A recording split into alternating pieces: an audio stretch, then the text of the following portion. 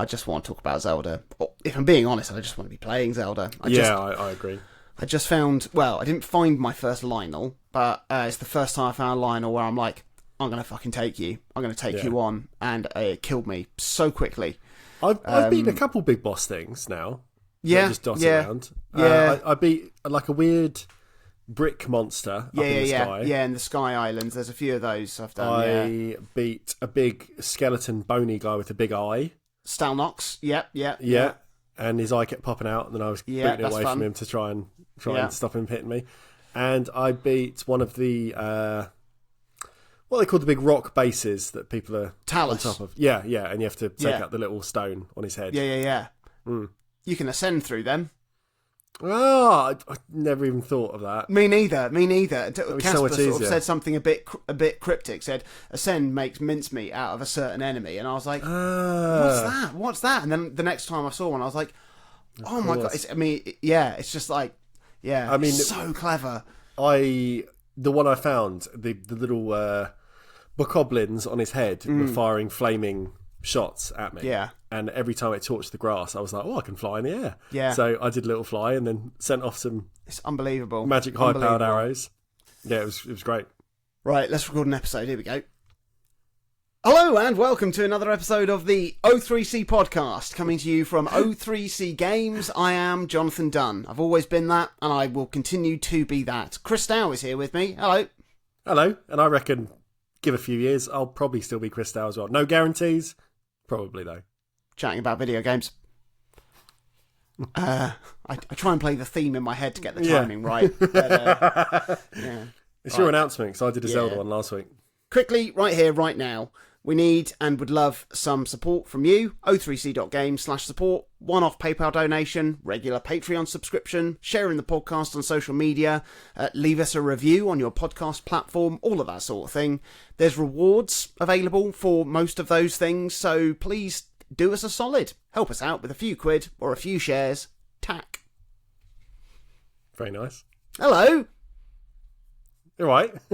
Welcome to our final Playdate update episode. Oh, geez, it is, isn't it? I know, that's right. We've come to the end of the season run. Well, in fact, we did that last episode. But Panic saw fit to treat us to 2 bonus-free games to extend the season by just another little bit. So we're going to be putting together a huge Playdate ranking episode special after this one today, and that will give you the rundown of our favourites to our least liked games. Did you know that there isn't an antonym for favourite? Unfavourite. Nope, not a word. Least liked. Is that the best we can do? As a hyphenated, that's what the internet reckons is the antonym to favourite. Least liked. That's ugly, though, isn't it? That's not pleasant isn't it? To say. No. We'll give you the rundown of our favourites to our least liked games across the whole first season and across some of the catalogue games as well. It's going to be great. But before then, we have to cover Real Steel and Recommendation Dog. And before we do that, we have to update you on what we've been playing in the last week. I've got a bunch of catalogue Playdate games to cover. But first, let's return to Hyrule, Skyrule and Lowrule in Tears of the Kingdom. Chris, how have you been faring in Link's latest adventure? I'm having a nice time still. It's absolutely astonishing. As a game, just absolutely astonishing. Like, genuinely mind-blowing at almost every turn. Yeah. In the lead up to release, pretty much until that extended gameplay demo that was shown a month or so before it came out, I had wrongly pegged this as Breath of the Wild Plus. I really felt like it was just going to be, we got the basics and we're just going to add a few little doodads and extra whistles and whatever else. You know, the same core game, but a new story, maybe slightly adapted topography. If anyone else is in the same boat and has yet to play the new game, please disregard those expectations, because this is every bit a sequel that is 7 years in the making. Yeah. Like, it's an unbelievable thing. I don't know if my penchant for playing weird and sometimes just outright bad games has made playing this game an even greater sucker punch. Like, maybe there are other big AAA games out there that do at least a portion of what Tears of the Kingdom does.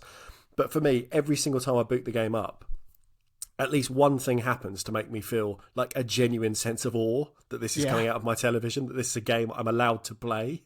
It's unbelievable. In one series of events the other day, I fought my way to one of the mapping towers that uncover, more of your map. I built a bridge to access it using logs and rocks that I had felled or collected myself. I was shot into the air to survey the area and then used my glider to navigate to a little floating island. I found a trigger point to initiate a dive through the rings sort of mini-game from that island, and then landed in a pool of water that seconds previously had been mere pixels in the distance as I fell through the sky. And that in turn, with my lovely landing, caused a hidden shrine to rise from the ground, which I could then enter and fight my way through a little puzzle. There was no loading between any of those steps. Nothing. No waypoint markers telling me this was something I needed to investigate at all. I just stumbled upon the whole chain via proper organic discovery. And that chain of events was just such a small little microcosm of what this game offers every single time I boot it up.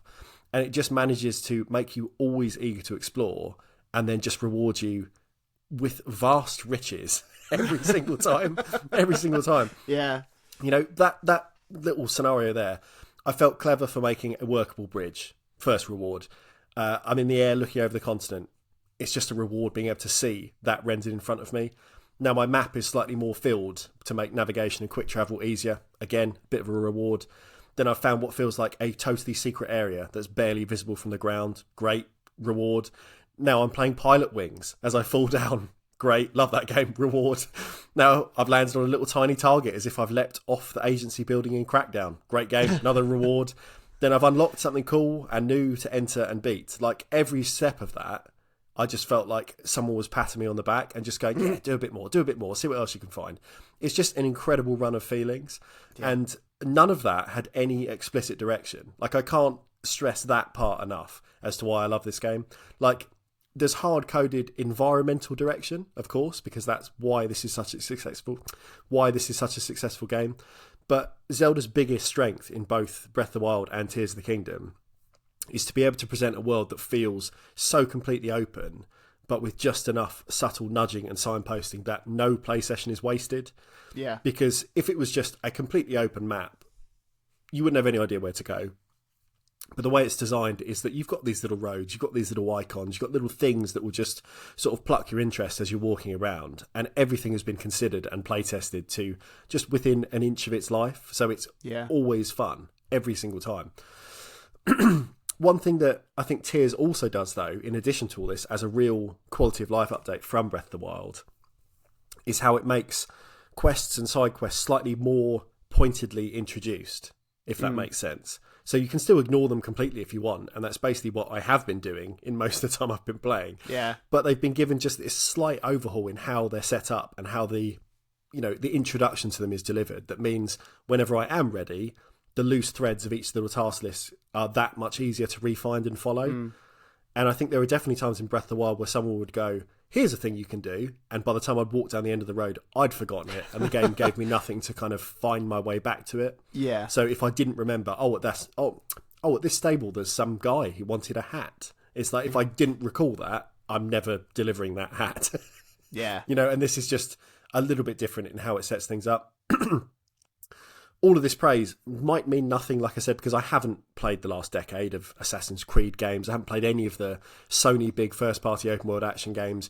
I haven't engaged with online gaming outside of fucking Chocobo GP, for years and years. Yeah. But to play it today, I think Tears of the Kingdom, to my mind, is the most impressive game ever made. Yeah. Like, it's unreal, and I would like to play more of it, ideally right now. Yeah, I mean, I can't... I mean, the best way of sort of describing this is like, it's a 10 out of 10 game, but it's the sort of 10 out of 10 game where you have to go back over your ranking of every other game you've ever played and minus at least one from it. Like, a word that you used to describe it is robust. Yeah, because it is so, like you said, everything is so considered, everything is so tested that it's so robust. It makes you feel like you can do anything, because you can do anything and use it in whatever way you want. Like, I just can't believe how much there is to do in the game. No, it's silly. Like, the refreshing thing is that it's not like an Assassin's Creed, Ubisoft open world game where it's like there are literally like generative endless side missions and fetch quests to do. Like every single bit of content in this game has weight and worth to it. Yeah. Like all of the side quests have got some narrative value to them, which is wonderful, even more so than Breath of the Wild. Even like the little mini side quests, like pairing up the Korok seeds, or helping the Hudson signpost guy out means that, like, he's so good. Every single time you do one of those, you have to employ creative problem solving to complete it, and it's different every time. Because even though like the challenge on paper is like, well, you just have to do this same thing 100 times, pair up 2 Korok seeds, balance a sign. So even though it sounds like it will be the same 100 times, it's not. It's different every time. But more than that, I can't believe just how much world there is to explore. Like it's so silly.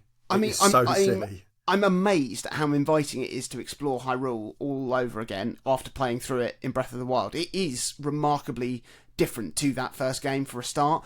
But it's also like surprisingly nostalgic and also sometimes emotional to go back to areas of the game that I haven't been to in 6 years.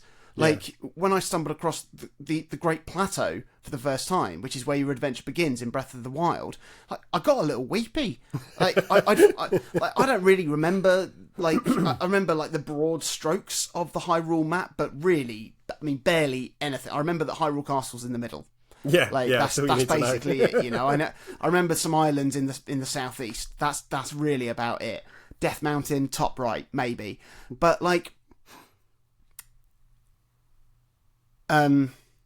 So I just stumbled across the Great Plateau, like just being like, I'm just wandering around because I saw something that looked cool, and I thought, oh, and then bam, Great Plateau, took my breath away, absolutely amazing.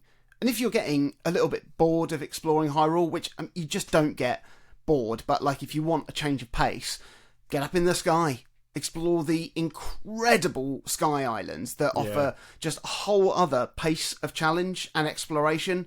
It's phenomenal and breathtaking.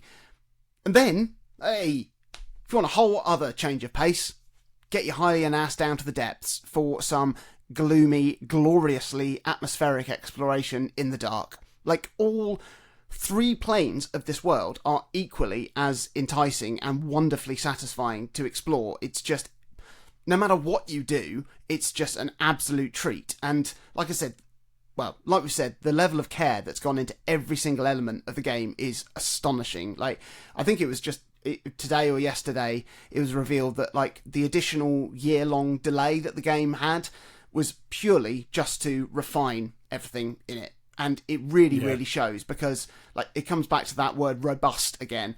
Every single element has been designed to be absolutely perfect. Even like... the fact that there just happens to be the right things around for like any different way you could solve a problem. Like you'll see a pile of stuff and you go, oh, that's just a bit of clutter, that's just a bit of something, and then over there, oh, there's a bit of something, oh, maybe I could use that to do this. But then like somebody else might spot that thing that you think is just random clutter and go, oh yeah, actually I see something out of that. But like even just like tiny little things, like the way, this is something that I'm sure hasn't occurred to anybody else, but like the way the game prioritises picking up items.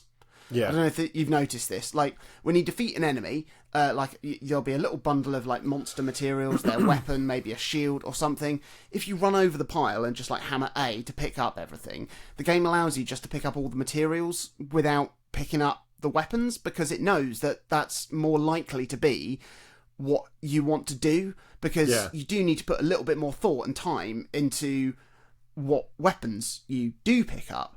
And it's such a small thing that goes almost entirely unnoticed. But if it wasn't there, and you had to just very quickly manage your weapons, even if only for a second, every time you defeat a monster, imagine how grating that would be after 100 encounters. But the fact that it just allows you to have this gameplay flow, like all of these little things are just so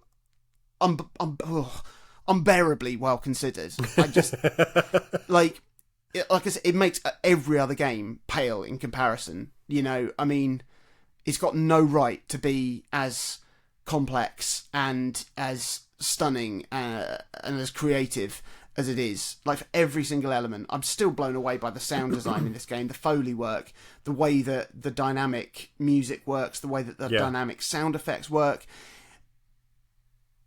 It's living in the year 3000. Busted. Is it Busted or McFly? One of the two. One of them. Yeah, they joined, didn't they? Unbelievable. Unbelievable. It's really good. It's really, really good. I mean, recently I've seen, obviously, a lot of praise online. I think broadly the consensus is this is a masterwork, and most people are just reiterating that phrase in a variety of ways in their reviews. But for the few that I've seen that are maybe slightly more negative, still saying this is an excellent game, but here are the things I'm maybe not so keen on. I read that sort of thing. I cannot put myself in that mindset. You know, that often if I say watch a film that's a bit divisive, you can read a negative review and be like, you know, that didn't bother me, but I can sort of see where they're coming from, or maybe if I'd approached it in that way, that would bother me, and things like that. I read any negatives about this game and I just think no part of my brain is allowing that thought in. It just would never have crossed my mind, because almost anything people have said is to them a negative, I feel is almost always a positive. Yeah. Like, honestly, all the things that people are like, I didn't really like this bit. And it's like, that's the bit I love the most. That's the bit I love the most every single time. Like, there's so much I love about it.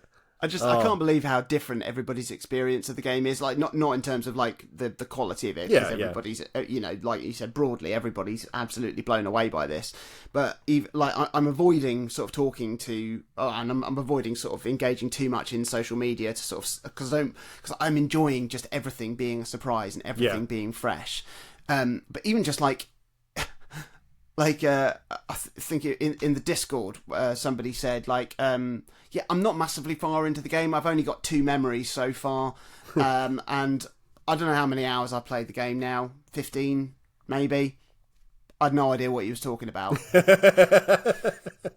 His marker for, like, his general progression through the game, I had no idea. I hadn't even come no idea. Memories? What? Have you found them now? No. No. Well, enjoy that. I'm just like, and there's certain things I'm like, no idea. I mean, it's not. And it's not like I'm actively going out of my way to. I was just like, I'm just following the stuff that I'm finding interesting, and I'm progressing, and I'm growing, and I'm developing. Yeah. It's mad that the game. I mean, as a malleable, not as a spoiler, but like the memories in this game function very similar to the way the camera picture sort of memories did in Breath of the Wild. So they tell you a bit of story, essentially. Yeah. What both games do really well, and I don't think this spoils too much to say it, is the way that is introduced to you. So the mechanic of finding things via the camera or the memories, and I won't say any more than that in Tears of the Kingdom, is you're presented your first one out of order. So that is out of order. But in neither game, it's like, here is memory 1, and now on you go to find 2. Both of them are like, do you want number 6? Yeah. And even that, the consideration to say, this is memento storytelling. This is like, you sort it out yourself. Like, here's a chunk. You know there's a rough order because we've given you a number. But to make you want to find out what's happened before and also afterwards, this is not presented in a linear order. Unbelievable. That's really, like, powerfully, what's the word? That's really confident, I think, in terms of narrative design, in that this is not a straightforward narrative delivery anyway, because of the way the game is presented to you. You know, it's not after an hour, here's the next cutscene. Oh, you've walked a bit further, here's the next bit. It's very much saying things have happened and you're just largely piecing it together, whether that's as a combination because of environmental things that you're like, fuck, well, that wasn't like that in Breath of the Wild, so clearly there's been a bit of impact here. You know, outside of the initial cutscene, essentially, when you first boot up the game, everything else is just let it happen around you. And I mean, what an opening. But we don't need to go over that again. Yeah. It's really, really good. Unbelievable. Unbelievable. Right. Playdate stuff. 20 minutes in, Playdate stuff. 20 minutes in of this Playdate special. Let's talk about Zelda. Okay. Yes. Right, I'm going to give you a rundown of some Playdate catalogue games that I've played before we chat about Recommendation Dog and Real Steel. So there's been since I probably last did a catalogue update, there have been some updates to the catalogue, some new games, some games that I knew from having sideloaded and I decided to rebuy. Some were brand new things, and I just bought the ones that looked interesting. So I'll start with a puzzle game called Squish, which is a game that I'd played a bit of when I first sideloaded a bunch of games, and it's a nice puzzle game. It's a good concept where you're just trying to sort of move and merge blocks to navigate your way to solve different puzzle elements, reach a goal.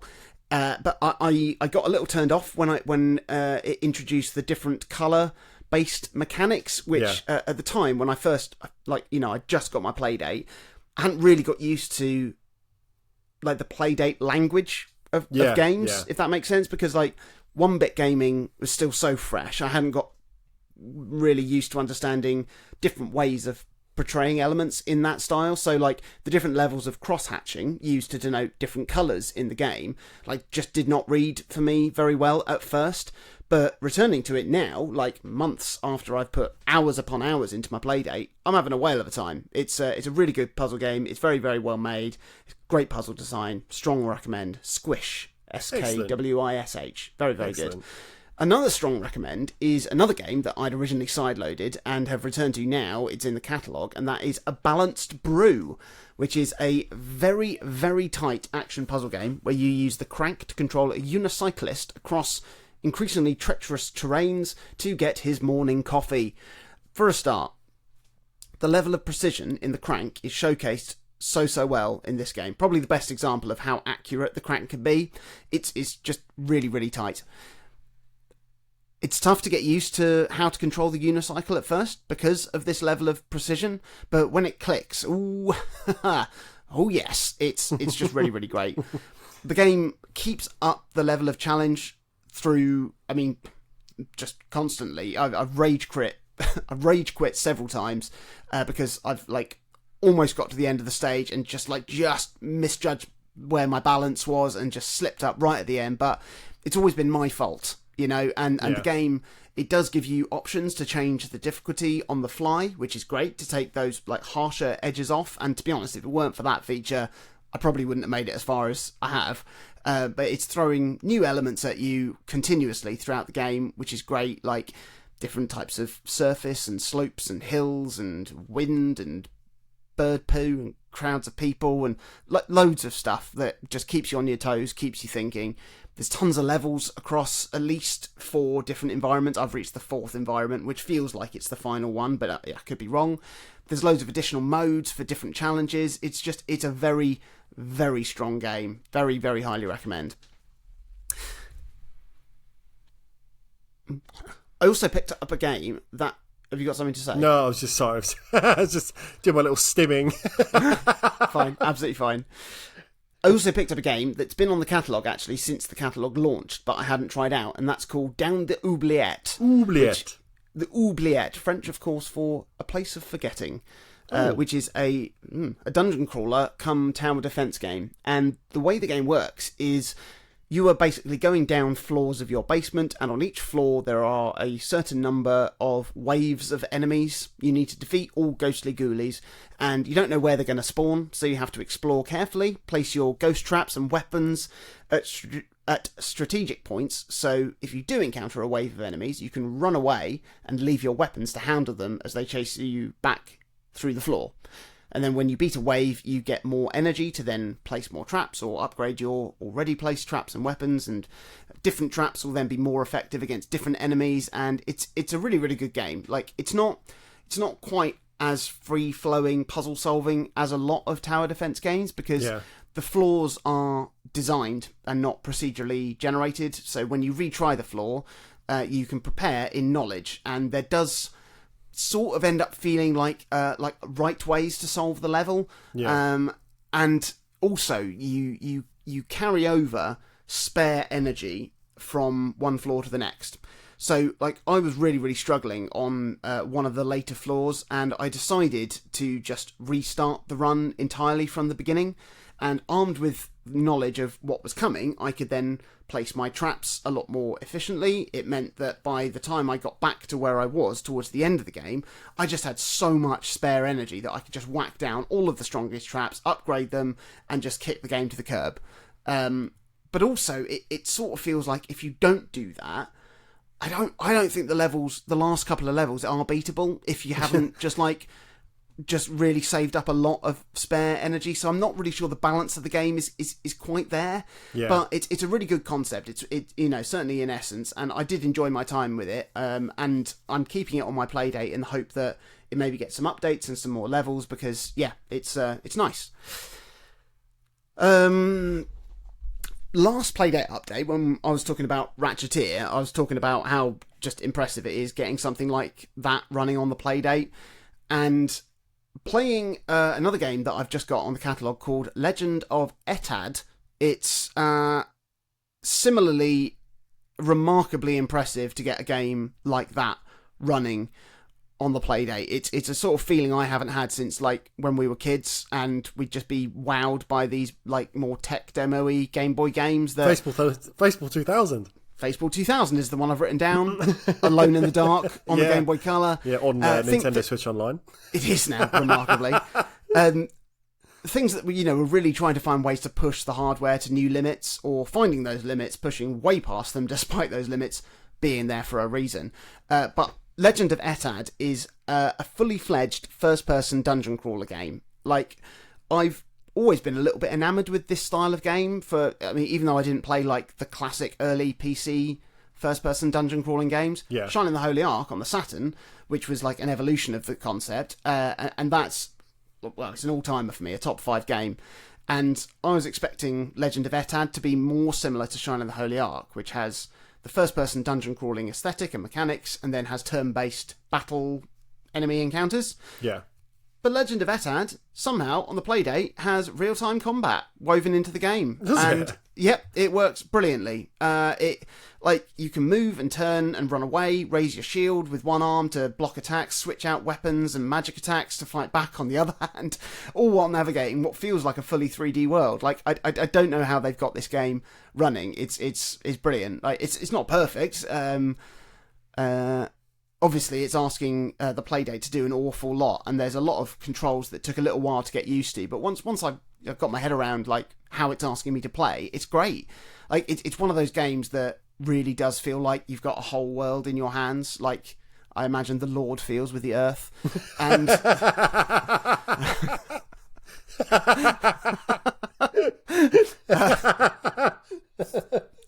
didn't even write that.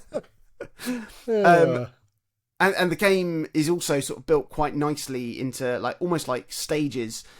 Not that they're like named as such, but you'll sort of go down into a dungeon, you'll solve the puzzles, defeat the enemies, and you'll get out, and then like back into the overworld. You'll keep exploring and find the next dungeon, and it means that like the developers are continuing to add more dungeons and levels to the game going forward. So I mean, yeah, bravo to the devs on this achievement. Astounding to get a game like this running, and a real achievement just to make it fun to play as well. Yeah. The only downside I've got, and I think it's more of a me problem, and I've said this before about how I am so bad at remembering my way around in games, like unless they've got really, really clear sort of like landmarks, and I very easily, or a map, I get lost, and this doesn't have a map. It feels like there should be a map if like you press, because if you press the Playdate like home button, it'll bring up like a pause screen, and often there'll be information on the left hand side for the game. Feels like that should be a map. I don't know whether or not it's like a classic homage to those early PC games, which probably were just be lost in a dungeon, but I would like that personally. Yeah, I think a lot of those early games, it was essentially just get the grid paper out. Yeah, even the original Phantasy Star on the Master System, the dungeons in that are basically impossible unless you draw them out. Yeah. And when that was re-released on the Switch, it had a really nice like M2 port. They did auto mapping, so you could actually see what was going on, and that was a really nice quality of life update to something that when I tried to play it years ago on emulation, it was just like, I don't know where I'm fucking going. Like every wall is the same colour. How am I supposed to know where I am? Yeah. So it's a little treat, isn't it, to have a map, auto map. Love it. So I'm going to touch on the hierarchy of the programming language. So I'm going to touch on the hierarchy of the programming languages that are being used to develop games for the Playdate, because I've apparently become Chris. But it's Bloody been loser. It's absolute weenie. But it's been so fascinating listening to the Playdate podcast about like the difference between developing games for the Playdate in the programming language called Lua and the other programming language simply called C. And it's been apparent that whilst Lua is a lot easier, apparently, to program in, it also then puts a lot more demand on the Playdate to compensate for that, resulting in a sort of a struggle for performance if you're asking it to do too much. The other option is to develop games using C, which is a lot more complex, but allows you to harness a lot more power from the Playdate. And I've really enjoyed being able to tell which games are developed in Lua and which have been developed in C, just simply from how they perform. And you can tell which ones are ticking along nicely and which are groaning behind the scenes. So like something like a balanced brew is so precise and tight that you know it's been whipped into shape using C. And one of the games this week I'll be talking about later, I think really struggles because it's asking too much of the Playdate whilst using Lua. Yeah. I've also heard about games that have combined the languages for something that's getting the best of both worlds, and obviously there are great games using Lua that are just developed to work within the limitations of performance that you need to do, with that. The other option outside of Lua and C is to use Pulp, which is the browser-based game-making tool that Panic have released, allowing anyone to make simple tile-based games for the Playdate. It's a really, really lovely thing to have done, and I would really love to see Pulp continue to be developed further to allow more gaming options, because at the moment it's blindingly obvious which games that have been released are using Pulp, and it's not necessarily a bad thing, but there's a real clunky sloppiness that comes with the imprecision of developing something in it. Like, some games lean into this and make it work, some don't, and just appear really, really rough, like a crude pencil sketch of a potential lovely piece of art. Speaking of art, ampersand more is another catalogue game that I've played on the Playdate, and it's been developed in Pulp. And it's a lovely concept, but quite clumsily executed. It's essentially a little sandbox type game where you explore a virtual art gallery and the surrounding areas, viewing artwork, finding secrets, collecting collectibles, and all of the art pieces in the gallery have some connection to the Playdate and the various developers that have been involved in the first season of games and beyond. And it's a lovely, like, museum type game. It's reminded me of that 3D museum hub in Sonic Jam. Oh, yeah. It's essentially just like a playable menu to see some nice and interesting things.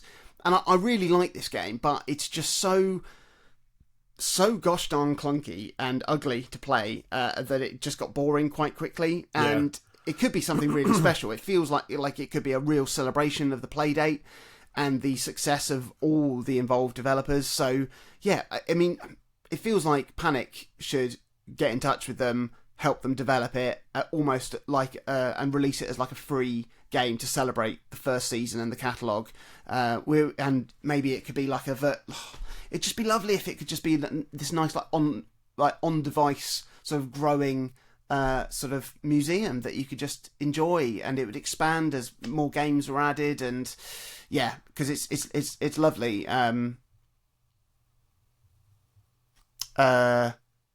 But I'd say it's only a couple of quid on the catalogue, and it's worth that, definitely, to have a little knockabout and see it. Slightly more successfully in Pulp is a game called Bub O Collect, which is a puzzle game where you're blowing bubbles and sending them ricocheting around different stages to collect pickups and avoid spikes that will literally and metaphorically burst your bubble. It's a nice concept. It provides a different way to think about things, but it's still ultimately a bit clunky to play, which makes some of the more precise elements very, very frustrating. It's also a little buggy because there's an element in the stages where you can use the crank to rotate various panels around the stage. Yeah. Around the stage to change the angle of them to send then your bubble bouncing in different ways and along different routes. And there have been times where hang on. And there have been times where just the control of these has just been just very wonky, which is annoying. And also, like, more negatively, I've had times where the level has reset with some of the panels reset to their original position and some of them are not. And you control all of the panels at the same time. So if that happens, it means they're out of sync with each other, and it basically makes the level unsolvable, which is a real shame. It's a nice concept, and again, one that would be nice to see developed. I hate to say this, developed properly at some point. And this isn't a slight on Pulp, because, like I said, it's a really, really cool tool that's been made, and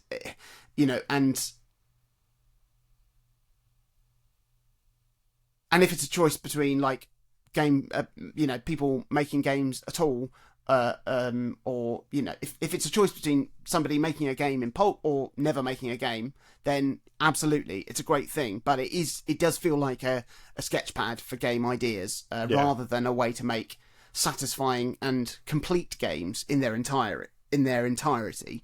However, I am going to end by talking about a game that I really did like and that I think worked with the limitations of Pulp very well. And that's called Life's Too Short. And it's a very short, sweet, narrative puzzle adventure game. It's got some point-and-click features, like you find items and combine them and use them in the right places to progress the story. It's just set in this little spooky mansion, not very many rooms, and it's just really charming. The graphics are nice and clear, if not very flashy. But the writing is whimsical and fun. The puzzles are nice to solve, and it doesn't outstay its welcome. Done and dusted in about half an hour, and I really enjoyed it. I don't think this game is one that would benefit massively from being rebuilt in Lua or C, aside from maybe the graphics and animations being a bit more sophisticated, but I don't think it would improve the experience. So yeah, I'm ending on this being a nice big win for Pulp developed games. And if you do want something similar that has a bit more depth and polish to it, you could check out another game called Post Hero, which is also on the catalogue now and is another lovely little whimsical point-and-click style puzzle adventure. Lovely stuff. Lovely stuff. I mean, what a ridiculously versatile selection of games just there. It's a lot of games. It's on a Playdate. What is this? It's amazing. I love it. I love it. It's a Playdate. On to the final twosome for this first season of games, and both of these games come from the developer Sweet Baby, who had previously helped develop and released the woeful Lost Your Marbles earlier this season. So, Chris, why don't you tell us about Recommendation Dog, or Barks and Rec, as I'm calling it? Oh, that's really good. That's really good. Right, so our two games today, Recommendation Dog and Real Steel. It's worth quickly dialing down into how both of these games came about, I feel, because they were not part of the season, and they have launched alongside the catalogue when that was added to the Playdate. So they are essentially promotional titles in a way to kind of sell the idea of the buy on device storefront. But their genesis actually goes back a little further. And to give yet another shout out, courtesy of the wonderful Playdate podcast, which I bigged up last episode, we did the Playdate, and you've just talked about today as well. I found out that these games were developed by, as you've said, Sweet Baby Inc., the group behind our favourite game, Lost Your Marbles, but as part of a mentorship program. And it basically looks to support people either from marginalised backgrounds or people with limited professional games experience to try and enter the industry. And in the case of both Recommendation Dog and Real Steel, fledgling designers, artists, musicians, like the whole kit and caboodle you need to make a game, were paired up with more experienced team members at Sweet Baby to develop and deliver a full commercial game in about a 6-month period. And that program itself was co-funded, I believe, by Panic as well. So that's why they then dovetailed into the catalogue's official release. So the free cost of entry for both titles would ensure a good number of eyes on these projects too, as well as a proper shipped credit on the CVs of everyone involved. And I think it's a really nice forward-thinking initiative, and it's really encouraging to be able to look at the Playdate not only as an outside-the-box gaming experience for the end consumer, but also as an outside-the-box development experience for kind of, industry legends and newbies alike. So it's got real versatility, I think. Recommendation dog. It is interesting, I think, to look at the Playdate and consider the gaming trends its output either does or does not follow. Like, you've just listed off essentially almost 10 games on the catalogue, all of them completely different to one another. Yeah. If you take the season games, very few of those games would be considered core games as understood in 2023, outside of maybe Ratcheteer or Star Sled at a push. Once upon a time, core would have encompassed the sort of arcade score chaser like Flipper Lifter or Snack or B360, but even those are well outside the norm in modern games development, AAA, indie or otherwise. It's just not the games people are making for big audiences. And so we look at what the Playdate community, both as developers and players, have latched onto, and you start finding trends like cozy gaming as a genre modifier. So, the aesthetic trapping that's come to link games like Animal Crossing or Stardew Valley, A Short Hike, that sort of thing. Another one of these modifiers that I think applies to a huge range of Playdate titles, and you've mentioned several today, is something I'm going to call flash gaming. And we really need Minty back to properly extol the virtues of now long dead Macromedia or later Adobe Flash developed games.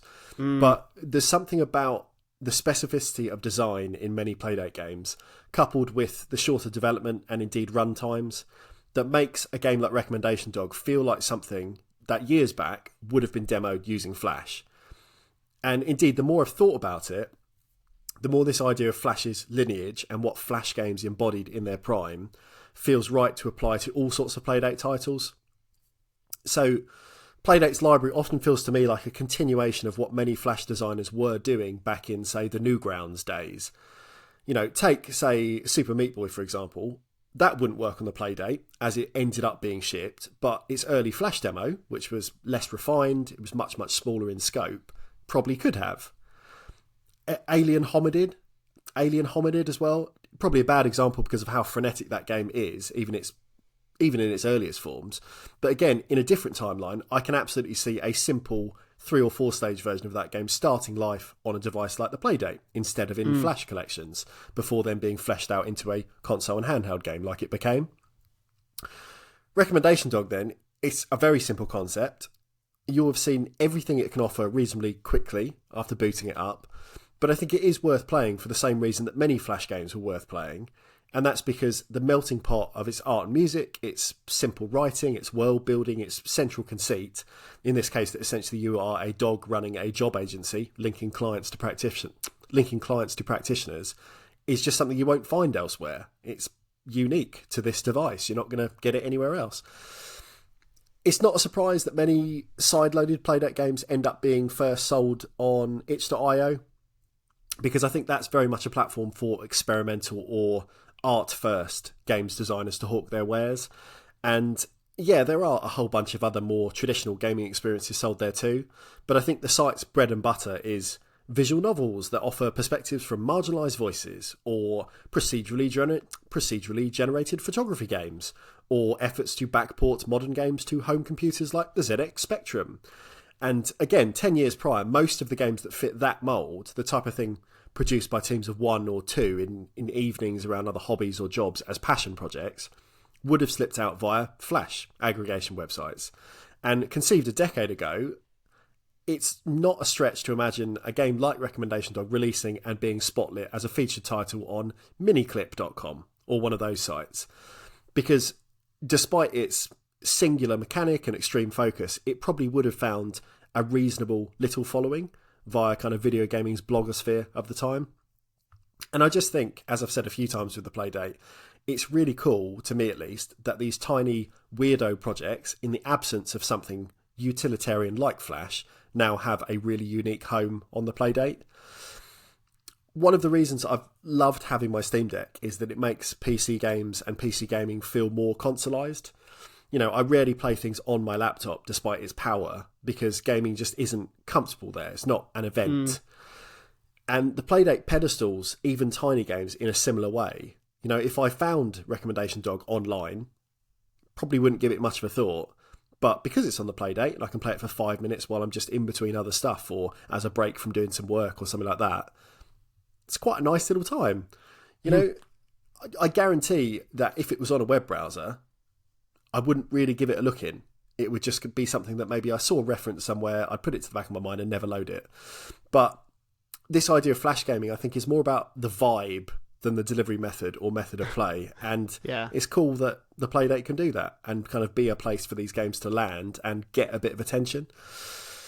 The game itself, it's all right. Honestly, though, like I've said, it's really simple. The basic kind of premise is a silhouetted figure will enter your office with a specific request. It could be something like, I need a driver who's reliable and cheap.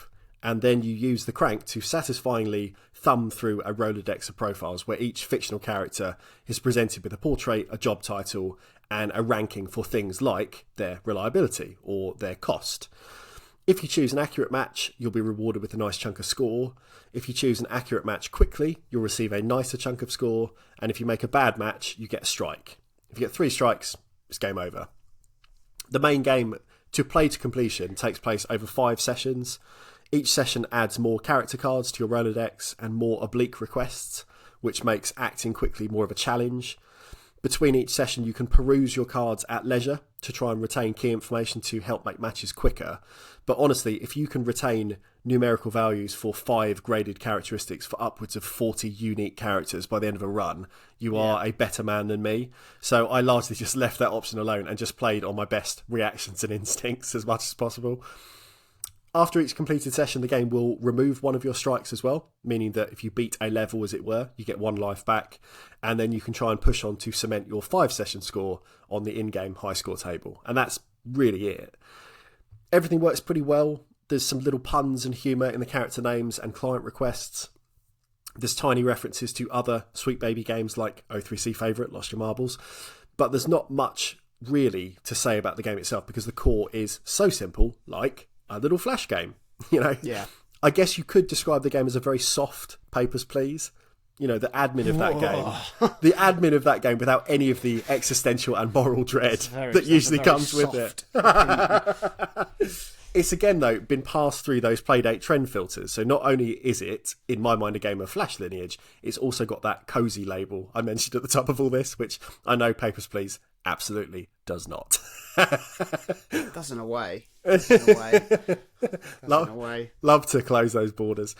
The game is short, I mentioned that earlier, but it does have a really nice little ending after each 5-session run that plays into this kind of quirky, cosy vibe. I won't spoil it because it's a nice little treat if you get there. It's quite nice. The game just didn't grab me particularly, though, as a score chaser because the gameplay feels relatively static and the only route to be better is really to memorise character traits each round like a savant. There isn't any other way to get better. The best score games in the season have been those that let you master either the controls, like Hypermeteor or Whitewater Wipeout, or the scoring and movement, like Snack.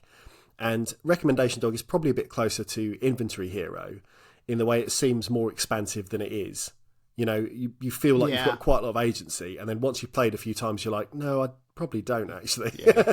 So after a couple of plays, you start to realise it's mainly window dressing. Yeah. It's a lower tier season, or season plus effort for me, I think. Yeah. But I don't dislike it. I'm just saying there's not much to it. It's like a bag of crisps. I enjoyed it for the time it took me to eat my Whatsits. How'd you get on? Yeah, I mean, I like the presentation of it, and I think, it's a fun approach, but it's just frustrating to do something that could be easily done so much quicker if you had your contacts on a computer. Just type in their name. It's just like... it's funny that there's a real sort of trend in a lot of, like mystery and sort of detective shows and films where it's basically... you have to set them in the 80s or 90s because so many stories and plots fall apart once you have mobile phones and smart devices in play. So whilst, it's a nice aesthetic and, that Rolodex is a classic icon of, that type of thing, I was just like, look, let me just put these in a quick database for you and I'll save that lovely dog some hassle. Yeah. Poor little pup. Yeah, that's it, really. Real So Steel? Real Steel is, remarkably, the first game on the Playdate to actually employ fishing mechanics using the crank. The obvious mechanic that all developers avoided because they thought everyone else would do it, and then no one did. It's quite funny, isn't it? But Real Steel isn't a fishing game, even though it does feature a fishing rod and a very large hook. It's a hook so large, in fact, that it can suspend the weight of one entire burglar as you are lowered through a series of buildings, avoiding various traps, Mission Impossible style, as you attempt to pull off a series of daring heists. There's some fairly brief and breezy characters and plot to get through between stages, and then the levels you attempt increase in difficulty and complexity the further you get. You do a set of 5 stages with one set of characters, and then you unlock the next set of characters, which unlocks 5 more difficult stages. And there are 5 sets of characters, making for, I guess, 25. Not I guess, precisely 25. GCSE maths. Yeah, that's there. I'm just doing it on a computer, not in my head. 25 danglingly difficult levels to master, and there are collectibles to get on your way down, of which there is an achievement for getting all of them. Then there's also an achievement for making it down without being spotted, and also an achievement for completing the heist in a timely manner. And the main aim of the level is to get to a particular item at the bottom of the level and then haul it back up through the level to safety. The mechanics are pretty simple. The crank makes the fishing hook go up and down. You're automatically just moving left to right and back again on a loop. You can press a button to reverse this, and you can also press a button to drop your burglar if you need them to zip through a section that you can't take the hook through. And when you reach the bottom of the level and reach your prize, you get an opportunity to leave a calling card. So you get this little window of time to use some very, very crude drawing tools to leave a little memento to your burglarad, which is quite a fun little touch. It's not a bad game, but there are just so many ways that it could be a lot better. Yeah. For example, coming back to the performance thing I was talking about earlier, as the levels get more complex, the performance goes to absolute shit. Yeah. And the level design really falls apart as they're finding ways to make it more challenging with the limited attributes that have been established, leading just to some really unfun, dull, very frustrating levels. Also, when you drop your burglar or you drop your prize, it can only really fall just beyond the scope of the screen. Like, it doesn't keep falling through the whole level, and it means that basically, like, the game is only loading like what you can see at one time, which is, I guess, a way to help performance. But it means that, like, trying to catch your burglar again or catch the whatever it is you've stolen, it just feels incredibly clunky, as it's all just a bit slow and awkward, and it just feels very glitchy and buggy more than anything else.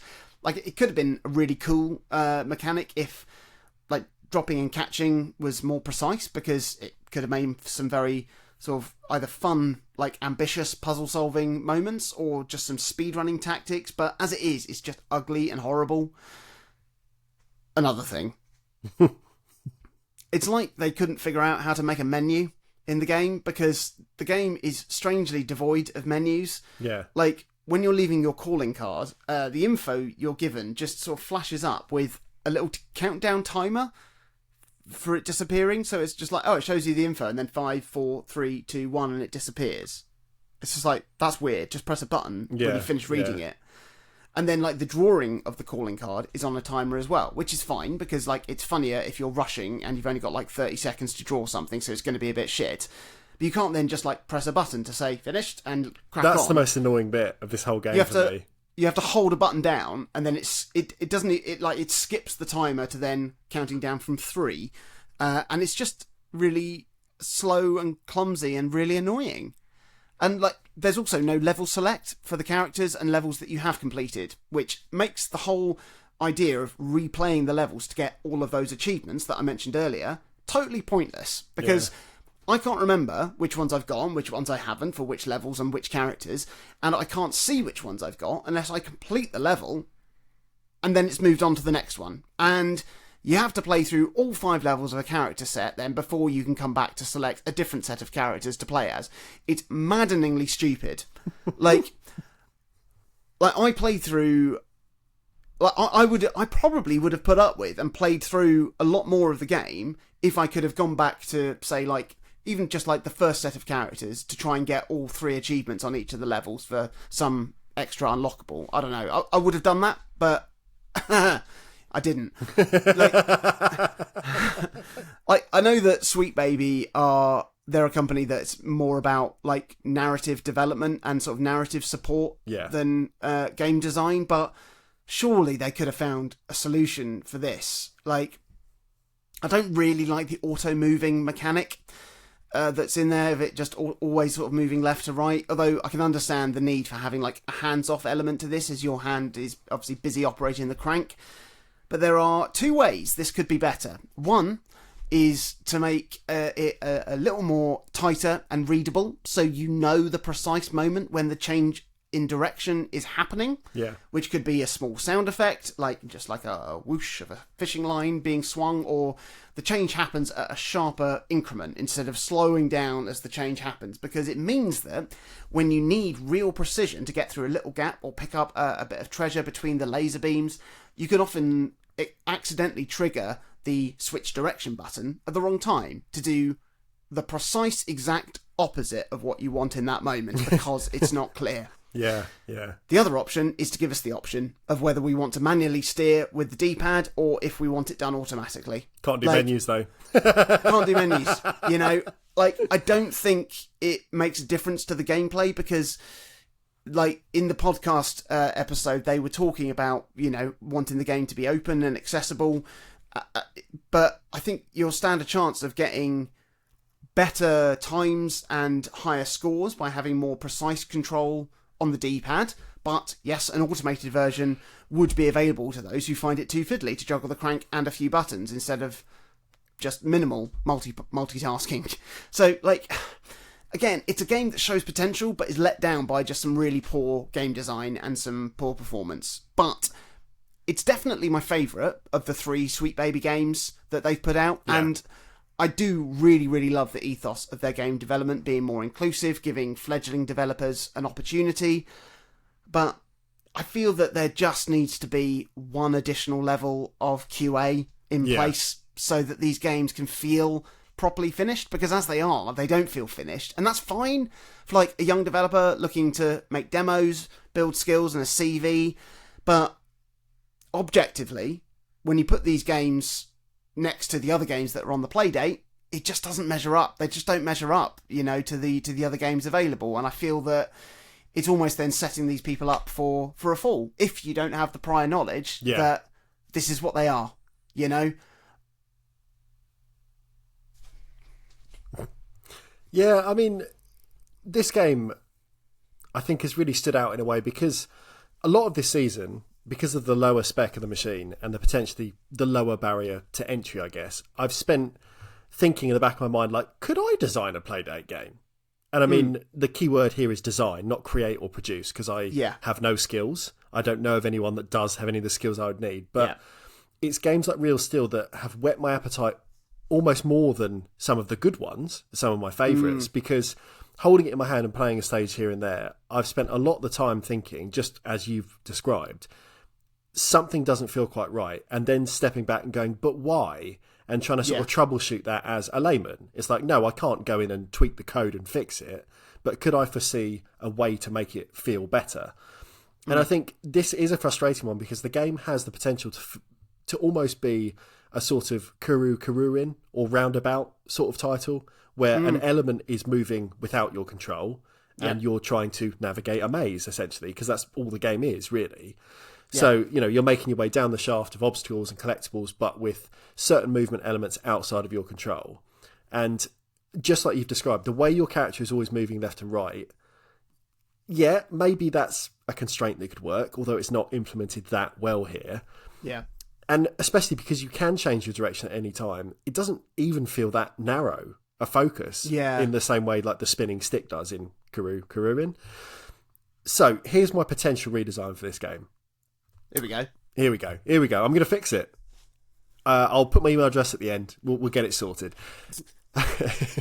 So make it so your character basically stays in the same position horizontally. Just take out left and right completely, but give way more speed options and granularity to how the crank raises or lowers your little thief. So the obstacles and collectibles then would become the things that sway or move. So you have to navigate either into or around, controlling the speed as is appropriate. So make the game far more about barreling along, keeping up a good level of pace each time, and having ideally like the medal times always present on screen, forcing you to potentially try and rush through. You might make a mistake, but it's about also potentially reaping the rewards of glory as well because you've got there quicker. It's things like that I just think the whole game needs tightening. Yeah. Like, it plays okay, but there's something about it all that's just a bit unsatisfying. And this is much more learnable and skill-based, I guess, than Recommendation Dog. So there is the potential to kind of get a bit better with trial and error, and you can revisit a level and get a better time or whatever. But something about it is just woolly. It's all a bit woolly. And like you say, props to, fledgling designers and whoever else has been involved for making something, having that credit, getting something out in the world on a proper commercial device. But like you say, another solution is, as part of this whole mentorship program, have someone from Panic come in at the end. Yeah. They're paying for this in part. Have them turn up and just be like, let's have a couple days for a final QA pass. Let's try and sort of troubleshoot what we can. If you're struggling with a menu, let's fix it. Because they know what they're doing. And by the sounds of the Playdate podcast, which we just talk about all the time, apparently. Yeah, it's a good podcast. They were very hands-on with the development of pretty much all the season games. And I think that shows that even the ones we didn't like worked pretty solidly. Everything was functional, everything did what it was supposed to do. And the main criticisms we've had have been the design of it was maybe not that fun. So the execution of an idea maybe didn't quite come together in a way which we found personally enjoyable. It wasn't that, in Whitewater Whiteout, sometimes when you spin the crank, nothing happens. It was nothing like that that fundamentally broke a game. It was just sometimes we were like, would have liked a bit more from that. Whereas for these two, both of them have things that make you think they need another month in the oven. Like something just to sort of tighten up and fix some of these little niggles that could have ended up, with two better games as opposed to two average games. That's it, isn't it? That's the season. Charles is learning C. Well, here we go. With the intention that we will try and make a game for Playdate. Do it. Yeah, I will. I've got, I could do it. You don't have to include this, but you said about the idea of a film reel, like keeping to time. That is that game essentially on the catalogue called Direct Drive, but you're maintaining the speed of a like manually cranked record player. Okay. But it's remarkable. Like, I haven't played it, but watching footage, it's remarkably similar to what you described as that idea of like interesting keeping to a rhythm. Yeah. We'll see. It's one of many, many ideas I've got. Wow. Bursting with them. I haven't got fucking any. I'm creatively spent. I don't blame you. I'm so tired all of the time. Yeah. So there we go. That was our last Playdate update. It was a bonus one. So it doesn't matter that it didn't quite end on a bang. More of a whimper, like Arsenal's season. Didn't have to bring that up. No, I didn't. I'll cut it out. It's not even getting a deleted scene. They're not having that blood from us. So there we go. That was our final, slightly bonus Playdate update. Recommendation Dog, Real Steel. Find out in 2 weeks' time how they all stack up against each other. I cannot wait.